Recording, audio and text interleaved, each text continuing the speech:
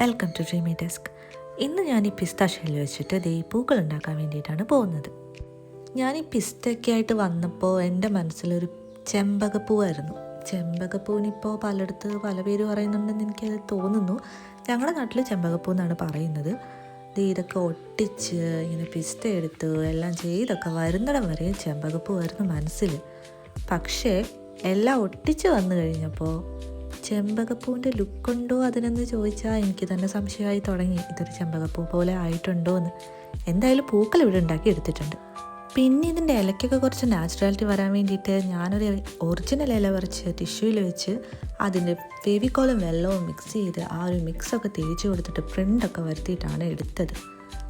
പ്ലാനിങ്ങും പ്രോസസ്സിങ്ങും ഒക്കെ കംപ്ലീറ്റ് ഫൈനായിരുന്നു. പണി പാടി തുടങ്ങിയത് പെയിൻറ്റിങ് തൊട്ടായിരുന്നു. എങ്ങനെയൊക്കെ ഞാൻ പെയിൻറ്റ് ചെയ്തെടുത്തിട്ടും അതിന് ചെമ്പകപ്പൂവിൻ്റെ ഒരു ലുക്ക് വരുന്നില്ലെന്നേ. എൻ്റെ കുഴപ്പമാണോ അതോ പിസ്തയുടെ കുഴപ്പമാണോ എന്താണെന്ന് എനിക്കറിയില്ല. എന്തായാലും എനിക്കിത് കംപ്ലീറ്റ് സാറ്റിസ്ഫാക്ഷൻ ആയിട്ടുള്ളൊരു വീഡിയോയേ അല്ല. പക്ഷെ ഞാൻ എത്ര കഷ്ടപ്പെട്ടുണ്ടാക്കിയത് കൊണ്ട് എനിക്ക് ഇടാതിരിക്കാനും മനസ്സ് വരുന്നില്ലെന്നേ. അതുകൊണ്ട് ഞാനത് അപ്ലോഡ് ചെയ്യുകയാണ്. ഫൈനൽ ലുക്കൊക്കെ വന്നപ്പോൾ എനിക്ക് കുറച്ചുകൂടെ ഒരു ഭംഗിയൊക്കെ തോന്നി.